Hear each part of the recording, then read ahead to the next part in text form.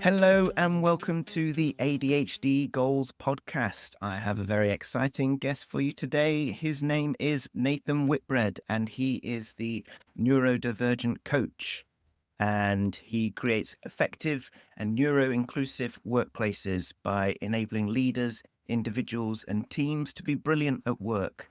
And it does that through helping employers to shape neuroinclusive workplaces that give them an economic and innovative edge. So welcome to the show, Nathan. How are you doing? Yeah, thanks. Well, thanks for the invite. Really good to be here. It's funny when you read that stuff out, I always think, gosh, does that really capture what I'm doing now? And I guess it does in some ways, but there's other bits to it as well that would be great to talk about. Oh, yeah, absolutely. We can talk away on everything. I mean, I'm looking at your LinkedIn profile. You've got running and skipping make life work. So absolutely, we could even talk about that as well. How's your new year going so far? It's been great, actually. It's probably made that classic mistake of loading the new year heavily and then with a view that there would be scarcity, but then that loading has now been built upon to a point where there's an awful lot going on, which is fine and exciting and interesting, but just quite a lot to think about. Yeah, absolutely. Yeah, it can be quite a bit of a shock after having, a couple of weeks off and then being sort of, what's that effect? I was going to say the hairdryer effect, which is a bit Alex Ferguson-ish, but it does feel like that sometimes, a bit of a tidal wave coming back into the new year. Yeah, can be. Yeah. So tell us a little bit about yourself and your background with, I suppose, in relation to ADHD and dyslexia. Tell us a bit about yourself. So I've got a dyslexic diagnosis. I'm also in the process of having an ADHD diagnosis, and that's mainly driven because one of our children has quite pronounced sort of ADHD traits, and that was starting to cause him some problems in the education environment. So in the view of wanting to be a good parent and noticing that a lot of that stuff's true for me, I thought it was helpful to go through that process with him. In terms of how I ended up recognizing some of this stuff, it all really came out at a point of career change when I moved from working in the one environment to wanting to do a marketing qualification, and then found out that actually I'd need to do some closed book sort of examinations that I'd basically spent my whole life avoiding. And my wife sort of said to me, well, you need to recognize that maybe you think differently. And then I went off and had a diagnosis with a sort of educational psychologist who just basically said to me, well, you're not thick, but there is a massive disparity between the person that turns up on paper and the person that I meet in the room. And that sort of started my journey of discovery in this space into sort of, I guess, finding out what some of these neurodivergent traits are and how they turn up, and also what do they mean for me and how does that turn up in life? And then through the support I got led me to working with an organization that delivered support. Basically, they provided support for me, and then there was an opportunity to do some work for them because I quite enjoyed what was going on, but also thought quite hard, actually, I think there's better ways to do this, because at the time, which is probably about 10 years ago now, nearly, a lot of the support was very education focused. And what I mean by that is there were lots of teachers supporting people in the workspace from an educational point of view, which has some merits, absolutely, but I thought there was quite significant pieces missing as well that could help people be, their most effective at work. So that kind of took me into that space, and then on this coaching journey, which sort of then took off from there. Yeah, I mean, just as you were explaining that then, and just sort of understanding that, first of all, like your child going through that ADHD diagnosis process it's incredible how many people later on in life, now that it is becoming more recognized, how many people discover this and then reflect on their own life and say, well, maybe I've gone about my own life avoiding certain things because they've been difficult, because they're quite challenging. But you look back and say, have I prevented myself from really achieving what I want to achieve because, I don't like taking exams, and it can have quite a big effect on people. And I suppose, I suppose looking at what you do now, creating neuro-inclusive workplaces, it's about understanding how different people approach different things, and are we allowing people to flourish if we only do things in one way? Absolutely. And I'm a massive believer in this idea as well. How do we support people to amplify what they're great at and manage the things that are tricky? So often there's an emphasis on things that are challenging that may or may not even be core to a business, but are sort of seen as must-dos, that then get in the way of people really kind of stepping into their skill set and stepping into what they're great at. And some of that is to do with the quite linear way lots of organizations, certainly historically, have worked. You think about a police officer, you work from the beat to a specialist area. There's lots of stages you need to go through, and you need to pass each of those on the way. And that is true in other organizations, not just in the public sector. But you may have the sort of thinking that would be really powerful at a level that's way above your pay grade, Mm-hmm. and that may hugely benefit the organization. But if there aren't the processes and the sort of ways of identifying that and supporting individuals to develop into that, then that could be really challenging, both for the individual and the organization. Yeah, I certainly in the past, the route to, getting a higher pay grade always seemed to be that traditional route of, once you've established your, senior at this, then you have to then start managing teams, or it introduces lots of other things that you go, I'm not really good at that side of things. And then you feel, well, how can I continue to grow? And sometimes those paths aren't readily available. And you've got the other massive benefit as well of, certainly from and I use the word traits because I think it's useful from an ADHD trait point of view, is quite often you can smell the room, which means you notice what's happening, who's telling the truth, who's lying, and what's really going on. And that can be very useful, but not if you reveal stuff that people don't want to see. Mm-hmm. Yeah. And I meet quite a few people that fall into that space as well. Yeah. What I understand by that is like there's a certain social intelligence that you might have Sometimes.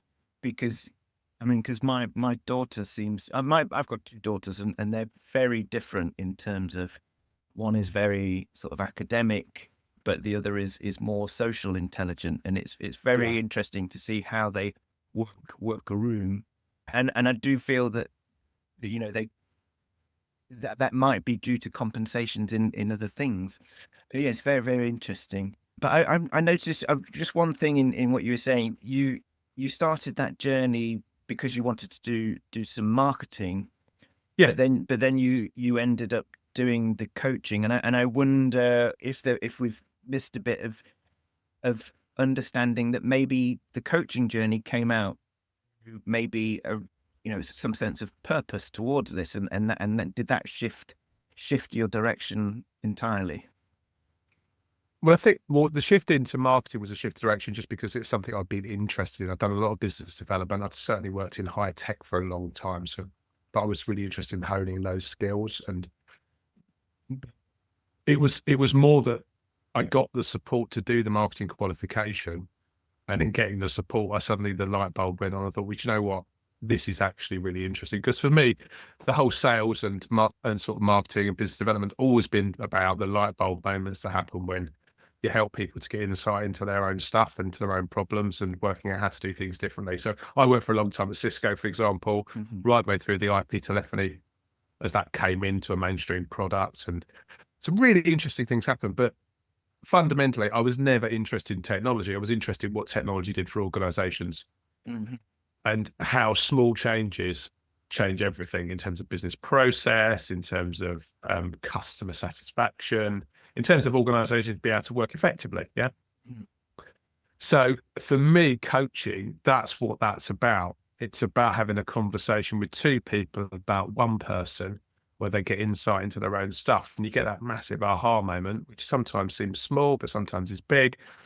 And it's kind of like, you're not bringing something new. What you're doing is creating a space for someone quite often to see something that's already there. Yeah. And that's really, that to see is quite special. And it felt like it was something that I was always passionate about, but to see it in its guess in its purest form was just absolutely brilliant. I think, gosh, that's something I'd really like to dig in deeper to. Yeah. So how did that then turn into what you do now, referring to the neurodivergent coach and helping workplaces become neuroinclusive? What does that process look like? Yeah, so there is some process bits to it in terms of for individuals. So there's some stuff around supporting sort of an individual to understand what's useful and what's not, and what changes might be helpful. But then there's some broader stuff around both education, mentoring, and coaching within the organization, particularly with HR leaders and business leaders who are looking to understand, well, what would be helpful to be different, or what would be helpful to be the same. And I'm certainly not advocating, wholesale change, but often there are tweaks and things that we can change in the way we do our work and the way we do business that can have a huge impact on the people that work there. That can be really positive. And unless you explore that and work out what that looks like, you won't know. And so some of the simple things that make a massive impact, for example, is, I guess, the democratization of access to tools that are useful, and having some, sort of parity over tools. So for example, some people find certain tools really useful. I think Microsoft have done a particularly good job of this, in terms of rolling lots of tools into their suite. But you still have organizations that aren't even aware of what they own, and what they can do for them. But having that ability for some individuals to use tools that are really powerful for them, but then to still be to collaborate with colleagues, so they can share ideas and work on things in really functional ways. It's just really powerful, yet frighteningly simple, but it's a basic infrastructure thing that changes everything. And there's also that piece as well around the assumptions, because, I mean, what concerns me about this space is that there is a lot of language, there's a lot of advice, there's a lot of stuff, and a bit like if you've seen Rain Man, and we've all, if you've seen Rain Man, you've got an idea of what you think a particular type of autistic male looks like. They don't all like Dustin Hoffman, believe it or not, but there's obviously Dustin Hoffman who was projected areas. But that can really influence when someone uses those words, I'm autistic, or I've got an autistic diagnosis, that can really influence how you think they're turning up, particularly if they're not even male and they're not even American and they don't even know Tom Cruise, So that's really important. But this concept of asking, because actually what I've noticed is it's so helpful, particularly when you're dealing with lots of complexity, to ask the question. So what does that mean for our conversation? What does that mean for how we're going to work together? And then within that, to work out what the negotiables are, what the non-negotiables are, because there are always elements, I think, and there needs to be some partnership in working that out. And that's the kind of essential piece in terms of what we're trying to do. Yeah, I think that what you explained about, the education part, and, there's working with individuals, but then there's working with teams from the workplace who might be neurotypical and don't necessarily understand exactly what the specific effects are and the impacts on an individual are. And until they know what they are, then they might be resistant to what they would perceive as being big, expensive changes, or just how simply small changes can have a massive effect. But yeah, it's an incredible thing to start that conversation with them, and then a lot of light bulbs, like you say, go off for them, and they go, oh, well, this could be easier or cheaper than we anticipate. So what happens next once you initiate that conversation with the team in a workplace? Well, it can go a lot of different ways. So for some people, there's an element of awareness in terms of let's get that going. Sometimes there's a facilitated space that needs to be created. Sometimes it's about looking at policies and procedures. It's very much, there isn't a one size fits all. It's a conversation, and I think the most important thing is looking at what's already there and is useful and helpful, and then maybe looking at the things that need to be different to help support some of the aspirations of the organization. Because, I fundamentally believe, if our people are happy and are able to work at their most effective, that's good for business. That's good for productivity. It's good for retention. It's good for making workspaces places people want to be and to exist at their most effective. And that has to hinge on, a conversation that's framed by a psychologically safe space where people feel that they can turn up authentically, share the things that they're learning, and I really like some of the psychological safety models that talk about, well, actually, the pinnacle of psychological safety is challenger safety, where people are actually able to challenge and say, actually, this isn't okay, or this isn't quite right, or this doesn't quite work. What could we do differently? And is that something we can change? Are we just doing it that way because that's the way it's always been done? Or is there a fundamental business reason why we're doing this way and this is not changeable? And I'd say more often than not, that's not true. And then to look at that and then assess, well, what can be done? Because often as you change this stuff, it's better for everybody anyway. Yeah, well, that was something I was going to come on to in terms of, I mean, how, you mentioned working with individuals and then collaborating with the teams. I suppose coming from that direction, it can feel as though that the HR department or whoever is working on it is making accommodations for that individual. But I suppose if you take a step back and say, how can we make this workplace more inclusive for everybody? And they start even asking, what challenges do people, who are even neurotypical have at work? They probably then start to realize, oh, we've done it all this way all this time. Yet if we realize that lots of people are having challenges, we can make productivity and efficiency and, people being happier at work for everybody. Yeah, exactly. And sometimes it's about benefit structures. Sometimes it's, there's all sorts of things that interplay here.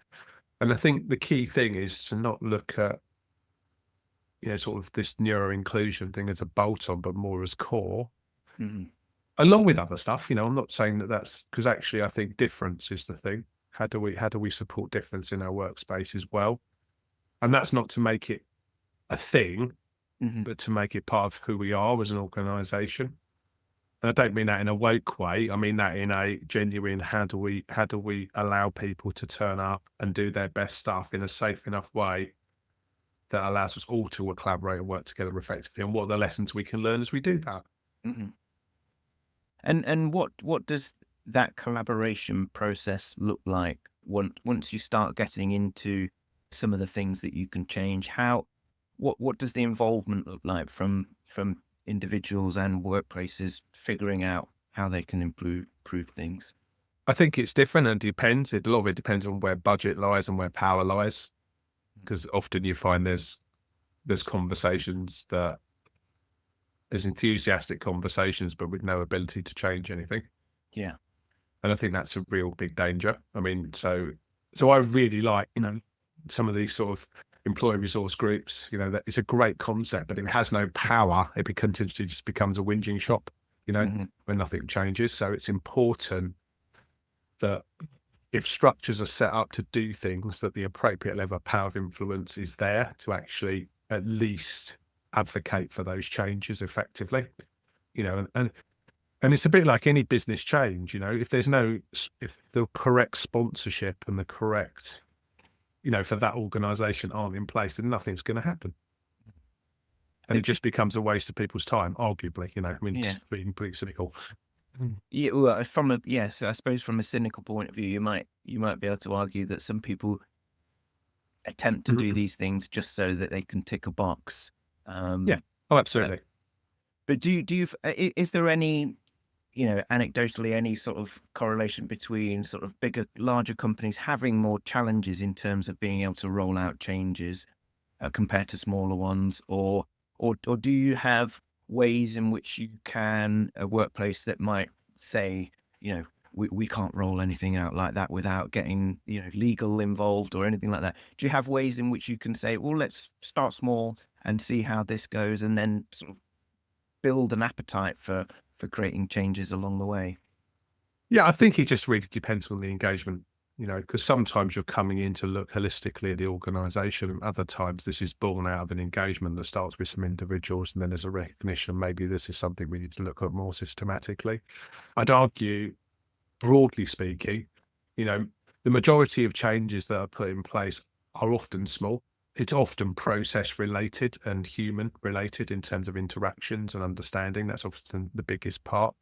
I really believe in the idea of experimentation, though, in terms of working out what works and what doesn't work, because, we're dealing with human beings, and actually some things work well for them and some things don't. So doing that in collaboration and agreeing, coming back to that idea, what the negotiables are and what the non-negotiables are, where is the flexibility and the freedom in terms of delivering the role and stakeholders, etc.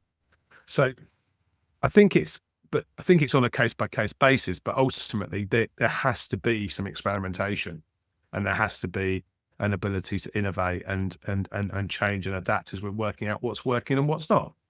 But on the whole, I believe, lots of changes are quite small, realistically, especially if you look at the overall value of the organization and the potential cost of an individual being off long-term sick or something because these things are hitting them so prominently that they're feeling they're unable to attend work. They're absolutely negligible. You think about the cost of a day's work lost and all the associated costs, compared with making some small adaptations to help someone to be their most effective work. It's literally not even registering on the scale. So when you say, I picked up on the human interactions part as being sort of quite some of the quite common things that people change. So what does that mean exactly? If I understand that, could that be like, the way people fire off emails or the way meetings are constructed, or, can you go into a little bit of Sure. how that works? So both of those are great examples. So emails are a great example because, for starters, looking at the culture in terms of how email is used and what's it used to do. So, and what are expectations around emails? Now, some things you can't change but what you can do, for example, is use your autoresponder really well in terms of setting expectations about what you'll do. And if something needs to be different, then someone can respond appropriately. I think that's really quite powerful and useful. And there's also the management of email and working out the urgent, important, and all that good stuff around just good email hygiene, which I know for some people is really challenging because actually they need good email hygiene, but they're unable to create it themselves. They need help building the processes to do that. Which, if it's something you can do naturally, sounds like the easiest thing in the world. But if it's something that paralyzes you, that's the difference. I mean, I did work with someone recently who described sitting at her computer, and this is a senior person, unable to turn it on for fear that knowing that there was going to be 300 emails there. Yeah. And her partner had to come in and literally turn the computer on first so she'd get started. I mean, I know that's the extreme, but this is not uncommon, for some people. But as you're explaining that, and myself thinking about my own interactions in the workplace, these are possibly for a neurotypical workplace, somebody in a workplace that's neurotypical, trying to understand what accommodations they can make. This probably wouldn't be things that they would first leap to in being things that could change, because it's the unseen things that somebody who is neurotypical won't tell you they're going through, especially if they're masking and hiding stuff because of fear, shame, and all the rest of the stuff that goes with that. So a good way, I was going to say, it's a good way of unlocking that, I find quite often. So one of the things that I do is a lot of these workplace needs assessments. That's where you basically spend, prior to any sort of other engagement with an individual, it's a great opportunity to have a conversation about strengths and challenges. There's some pre-stuff that goes on that gives the individual a chance to think about it. And then you can then work with them and build a conversation around what some of the stuff is they're flagging up, along with, things that come up a lot that is good to ask questions about, to then start to build a bit of a shape of what needs to be different, because there's often some assumptions, well, I just put up with that because that's the way it's always been. And actually those can be challenged. As part of that process as well, we always engage, the manager or the leader or the person responsible for the individual, because I think there's a huge danger with this and of treating the individual as the problem to be fixed as opposed to the systematic stuff. And, I've met an awful lot of managers, and I'd say overall, I've always believed this, a manager's primary responsibility is to make their people so good they could take their job, because then they can move on to do the next thing. Yeah. And if you take that principle, actually there's a lot of goodwill, but often there's a lot of fear and uncertainty and just not knowing what to do. So actually involving them as part of the process is really important, I would argue. Yeah, absolutely. The element of what goes on for an individual who's masking, any impact of such things of not feeling like they're able to explain why they haven't responded to an email, or why they, and their stress levels have gone up because some vague instructions were given at the end of a meeting. Well, that's classic. I want to see you now. Oh yeah. So what does that mean? Am I sacked? Am I sacked? So am I going to give me a pay rise? How's it going?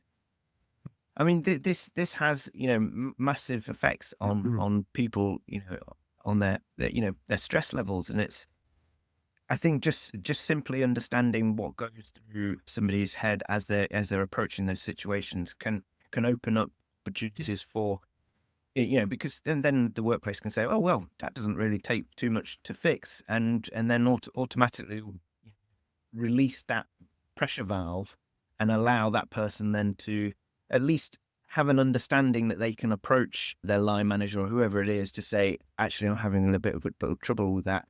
And then they won't be sort of necessarily, hopefully they'd understand and give them the support they need to move past it, rather than continue. And there's often a lot of fear around it. And I think also some of the thinking along the lines of, actually, my line manager has employed me to do a job, and actually my time is actually paid for because they've hired me to do this. So they have some responsibility over helping make sure I'm using it effectively. So if I need things to be different to help me do that, this is a we conversation, as opposed to I've just got to sort it out and burn the midnight oil to kind of fill gaps because things aren't working functionally or structurally. Yeah, absolutely. So at the beginning of the show, I sort of explained loosely what you did, and you said, oh, there's quite a few other things that I do that encapsulates what you do. Are there any things that you'd like to share with us? Oh, gosh. Well, I guess it's quite big, yeah. And so in terms of work stuff, I guess where this has taken me is, I think for me, particularly around this coaching space, I've realised that it's more important to be an artful coach than like an ADHD or dyslexia or a autism or whatever you name it expert, because the way this stuff turns up is often unique and different. I know there is similarities, so it's more important to be a really artful coach. And I've noticed in the coaching space particularly, I think there's a lot of fear for people of making mistakes and getting stuff wrong. Whereas for me, the massive light bulb moment came when I started to do work with 3D coaching and Claire Pedrick and her stuff around simplifying coaching. And just actually what Claire was talking about was the stuff that is brilliant in this area, i.e. how do we make sure we do the least possible to support the thinker, i.e. the person we're working with, to get insight into their own stuff. How do we notice really effectively? How do we make sure we're building, things like thinking about feedback in terms of that was good and even better if, is because especially around this neurodiversity space, there's so much often, shame and negative thoughts around self. And for me, that just shifted everything. And I'm, that's sort of taken me into doing stuff around that to help support other coaches to be able to work effectively in this area. Because yes, there's a whole industry that's focused on, sort of labeling itself as, neurodiversity or ADHD coaching. But the reality is, we're probably talking at least 20% of the population. In some industries, much higher. I mean, I live and work in Cambridge, and there is probably a higher level of neurodiversity here than in other places in the country for certain reasons. So actually, it's going to turn up everywhere anyway. So let's kind of wake up and smell the coffee. If we're going to do great work, we've got to be ready to deal and work with this stuff effectively and not make it a big thing. And work out what the thing is, because often people come to coaching for one reason, but as I've learned, the question is often not the question. The thing is often not the thing. So if we're only geared up to deal with one thing, what are we going to do when something completely different? Do we just say get lost, or do we actually dig in and do the work? I like the thing that you said about, that Eureka moment, and giving the person you work with or the team that you're working with the space to have that Eureka moment themselves, being able to facilitate, because the ownership of feeling like you've arrived at that moment is a lot better than somebody prescribing, well, you must do this. They'll just go, well, unless it doesn't work in the first 5 minutes, then no, let's move on to the next one. But yeah, to have that light bulb moment, from the client side is a lot more sustainable in the long term. Oh, totally. And what I'd say, I mean, I remember I went to Kenya once, and went to visit this school there, and the headmistress had this poster above her kind of desk, and it just had this child on it, and it basically just said, children will never fail to ignore what you say, but they will also never fail to copy what you do. And it's that whole sense of actually the things that we embody and we learn together and we discover, we'll hold on to. But if I tell you what to do, it just goes in because we get told too much stuff, yeah? And I think as a society, we're overweight on knowledge and underweight on wisdom, generally. And wisdom is about embodying the stuff and working out, what does that mean for me now in this situation, and what am I going to do with it? And how are you going to help me work it out in a way that doesn't tell me, but walks with me, as I work out what this means and what this looks like, and I'm constantly, particularly at an individual level, but also at a team level, blown away by how the simplest of things change everything. And I mean everything for someone, just about perception or, view of self, or just their ability to get stuff done and move forwards, just blows my mind. And that's not to say, I'm not saying that it's easy, because simple isn't easy. Simple's hard, because you can't rely on all the rest of the narrative. You've got to be brave enough to kind of cut back and just say, well, what's the thing? Yeah. But in doing that, that's so often, I think, in the society and the culture we live in, something that people are absolutely craving for. They just want to move forwards. Yeah. And I sometimes think that, when we talk about workplace accommodations or the perception of, resistance towards accommodating somebody, I think it's true that, if you allow somebody the space to have accommodations and to grow, then they will pay you back in wanting to do their job to the best of their abilities. I'm thinking of like other situations outside of this space in terms of, the arguments for benefits and people resistant to that and say, why should we, give them money for doing nothing?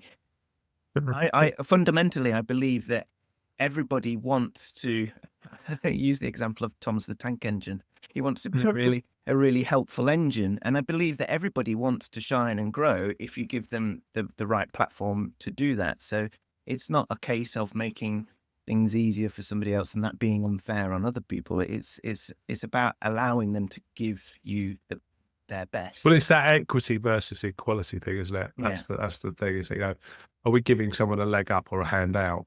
Because actually treating everyone the same isn't actually fair, which is really interesting. I don't know if you've been watching the stuff in the US in terms of this. They're interviewing this new guy who's potentially going to take over as sort of head of the military. And his whole thing is, let's ditch DDI.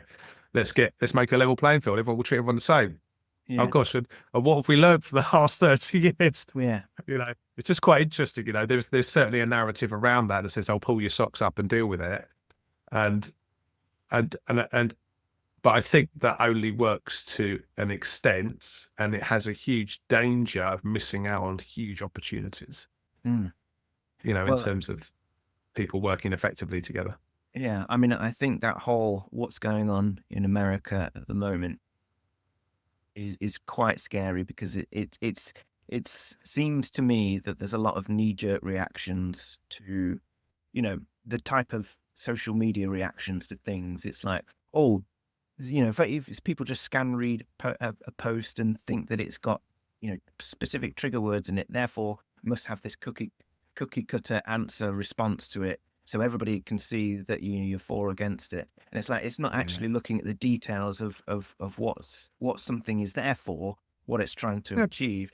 And I've had a couple of conversations about this, and it's quite scary to see how quickly people are jumping on board the whole ditching of that, even particularly with, Facebook saying that they're going to remove all the fact-finding things that they're going to. Well, I would suggest that's probably an economic decision. Oh, yeah. because definitely. actually no one wants to lose favour with the administration that's coming in, especially if they want to be financially successful. Yeah. Especially when arguably one of the most powerful men in the world is running a competitor who's very closely aligned with that administration. Yeah.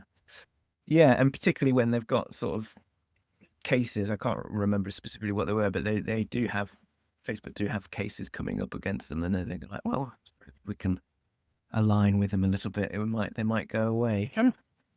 Possibly. Yeah. So what does the year ahead hold for you? The last time we spoke, there was a discussion about a book that you were working on. I wonder if you Yeah, so I'm writing a book at the moment about the sort of subject we touched on there in terms of, actually what we're quite interested in is this whole thing about, what does it take to be, a great coach in this area, but also some of the dynamics around neurodivergent coaches, actually people who are neurodivergent, who are coaches, and what's that all about, and what's going on, and what takes you into that space. And does it make you better coaches? All that sort of thing. Just asking some of those questions, because it feels like there is quite a lot of them, or us. And so what's that all about? And also just looking at some of the things that are useful to think about to do that well. And, and some of the things that are a bit more challenging, because I think there's a real call for some simplicity in the space. I think there's a lot of noise. There's a lot of, this idea. I mean, we've all seen that there's a lot of quite lengthy courses and stuff in the space. And it's just like, we're asking, well, if you put on a big course, you've got to put something in the course. And is that what's actually helpful to help the thinker get insight into their own stuff? Or is that just more stuff that we put in our bank that we've got to somehow do something with? Because obviously, once you paid for it, you need to do something with it, in order for it to have value for you. So that's part of it, absolutely. So hoping to get that written this year. Really excited about that. So that's been a bit of a point, and that's a collaboration between me, Claire Pedrick, Kim Witten. So we're kind of looking at from quite different spaces. The other thing that's really got me kind of excited, I'm really interested in, is just exploring. So I really like the use of metaphor. I find it really helpful in the coaching space, and really helpful, particularly when working with people who've got neurodivergent traits. And that took me on a bit of a journey to look at things like Lego serious play.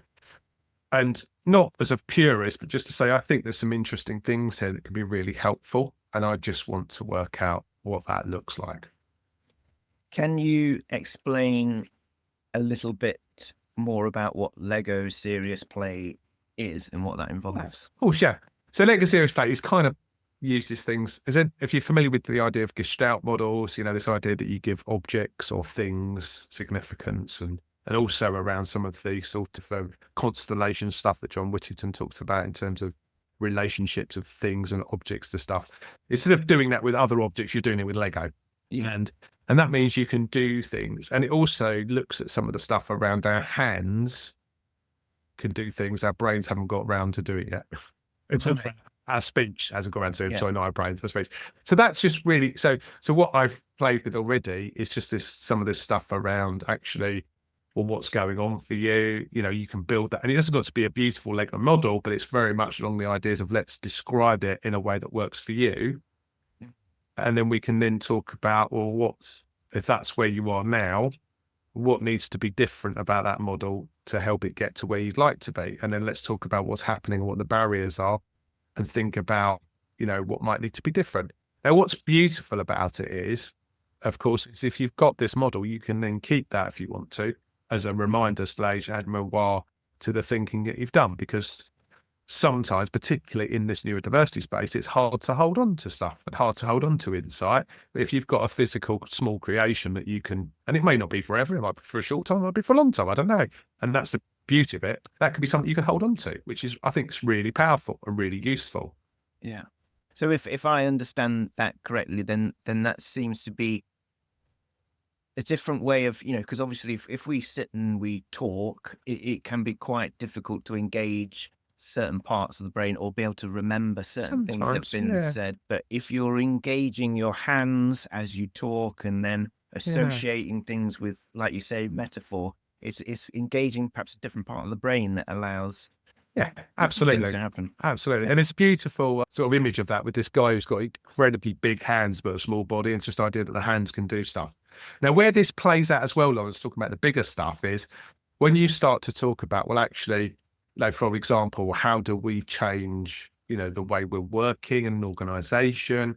Let's look at our processes. Let's look at the part we play in that process. You can do all that in Lego really effectively. You can map a process, and then you can then get individuals to build what they bring. And then you can think about where that links in. You can think about stuff like where they have strengths and where there's challenges and development. And it can be really useful for just getting a picture. Say, for example, we wanted to do so, even, around how we implement and get, start to use some of this thinking, when I say, well, how are we facilitating that? What are the barriers? What's the process that needs to go through? You can map that out really effectively. And then you can see where you've got strength and challenge and what needs to be different, and where maybe resources can go in and support can come into place to help make that a reality. Mhm. But you can do that very quickly, which is great, because sometimes that can be a really protracted process. And do the Lego series play, is that, or can you use it for both in working with individuals or working with teams? Yeah. So it's just a tool. I mean, it's just absolutely. As a methodology, I mean, there's lots to it, and I don't necessarily subscribe to all of it, but overall, as a way to physically manifest some thinking, I think it's really useful. Yeah. And there's a great dynamic to this, by the way, because you do get people who are just crazy keen on Lego, and you've kind of almost say to them, it's not got to be perfect, it's just good enough to represent what you want to communicate, because you've got this. So there's some other Lego. It's not there is some things to think about, but I think you can manage that and still allow some really great thinking to happen, both in the individual and the group and team spaces. Yeah. I really like, the sound of this serious Lego play, because when I was working within an agency, as a UX designer, I would often, in a collaborative workshop, I'd say, right, now we're going to do, a bit of where we sketch alone and then share it. And people were like, oh, I can't draw, I'm not creative. And you say, well, no, it doesn't have to be. Everybody can draw. And I suppose there's a barrier for people thinking, oh, I can't do that and I can't contribute. That's a different way of allowing people to do that. And, because people can build stuff with Lego, and it's about saying, no, every idea. And if everybody can see it, if you externalize it, everybody has a clearer understanding of what we're trying to say or what we're agreeing to. Because, if it's just said verbally, everybody in the room could have a different understanding of what has just been said and go away and work in a different direction. Yes, exactly. And that's a key bit. And I know, sorry, just to loop back to something we didn't touch on, but we were going to possibly talk about was meetings earlier. And I think that has some implications for them. So the reason why I mention that is because I think often interaction is a tricky point in terms of interactability. And this is one way of doing it. But just the basic concept of meeting and how you do that well, I think is really useful, which I know is stuff we've all done. We've all been on how to run better meetings, all that sort of stuff. But the same things are still true, I think, in this neurodiversity space. If we're going to run a meeting, let's run it to time. If it's going to be an hour meeting, why don't we finish at 50 so everyone can go for a wee break afterwards? Let's carve out the last 10 minutes to agree the actions and what we've actually agreed, so no one has to take it away and write up some ridiculous minutes and no one's going to read. All this sort of stuff, especially when you're doing, because I've worked with some organizations that do incredible volume of meetings. You meet people that are literally back to back, day in, day out. They have no time to actually do anything because they're always in meetings, yet these meetings are flabby in the sense that they overflow into other parts. And they just end up being incredibly unproductive places because people don't have clarity about what's been agreed and what's going to happen next and what the commitments are. And, particularly with some of the thinking styles around neurodiversity, that can be really challenging and debilitating. And it's a basic change, which actually has a huge positive impact, because I also really believe, we will fill the time we have. If we've got 50 minutes, we'll get to the point. If we've got 2 hours, we'll probably still get to the same point, but it will just take us a little bit longer. Yeah.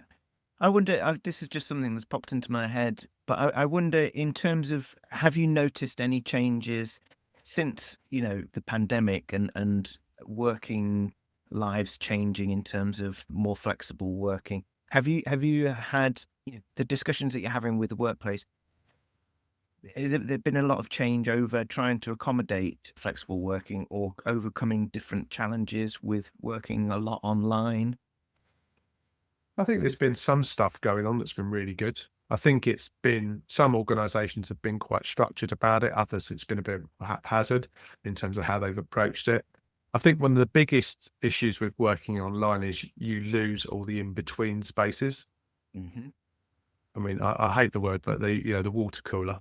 Yeah. Whatever it is. I don't think I mean, I'm sure, but that idea, that kind of conversation that just happens in an impromptu, unstructured way, which I think is what's driving the return to office. Actually, Mm-hmm. People are recognizing how important that is in terms of gluing organizations together. Now, there are things that can replicate that to an extent, like Slack channels and other social groups, but there's still some think about that interaction. Mm-hmm. And I'm not saying it needs to be all the time, because I think that's distracting, but often in lots of roles, for organizations to function, there needs to be some of it somewhere. Mm-hmm. So I think the problem with the online space is you just have to be more intentional about how you create that. Yeah. Whereas if you're physically in the same space, that can happen by accident. The person you meet in the lift from the 6th floor that you never see, that suddenly you interact and something happens that's interesting and you work out what to do next. Yeah. So it's interesting really how, since the pandemic, it forced organizations to realize that there were benefits. Oh, totally. Allowing that flexibility. But at the same time, if you go completely the other way, then there are things that you realize that you do lose from working in that environment altogether. And I suppose it's a way of trying to find what the good bits are of each and trying to find. But also being intentional about what you're doing. If you're having a touch day down in the work in the office, I've worked with some organizations say, well, actually, their expectation is that work doesn't get done, but meetings happen and interactions happen, which is fine if that's what you need to do, but you just need to make sure that's true for all the people you're inviting to come in. Because if they've actually got a role where they need to just get stuff done, and you're inviting them to a connection party, then maybe there needs to be a different conversation and some flexibility. Yeah, I'm getting cold sweats thinking about some of those times where we're working on big projects, and then you can see like this 2-hour meeting or coming exactly. Okay, and there's permission there as well, isn't there? There's permission there as well. Actually, have we got permission to trust people enough to say I don't need to be here? Yeah. I mean, I know there needs to sometimes be other conversations around that, but actually having a culture that says if you're responsible for making your stuff happen, do what you need to do, and I'll back you. But I still need you to be accountable. But I'm going to trust you to make good decisions. Well, that's I think that's a huge thing, and being able to allow that permission to be, the accountability for that. I think that's a really big thing. Okay, I'm just looking at the time, and I think probably best wrap up. But thank you so much for coming on the show and chatting with me. If somebody listening wants to get in touch with you, how can they do so? Probably the easiest way is through either LinkedIn, or you can get hold of my details through my website, which is just the neurodivergentcoach.co.uk. Yeah, and if a conversation is helpful, please feel free to reach out. It'd be lovely to hear from you. Great stuff. And I look forward to hearing about the progress on that book. It'd be good to me too. When it comes out. All right. Well, thank you so much, and enjoy the rest of your day, Nathan. Thank you. Well, there we have it. Thank you so much for listening this far. If you want to hear more episodes, then please subscribe on YouTube or whatever podcast platform you use. It really helps to spread the word. So if you know anyone this episode could help, then please share it with your friends. If you want to follow me on social media, I am on Instagram at ADHD_goals, and you can find me on Facebook too. If you want to get in touch with the show, then you can email me at hello@adhdgoals.co. And finally, if you're struggling to manage your ADHD and you would like me to be your coach, then please head over to my website and get in touch. Until next time, bye for now.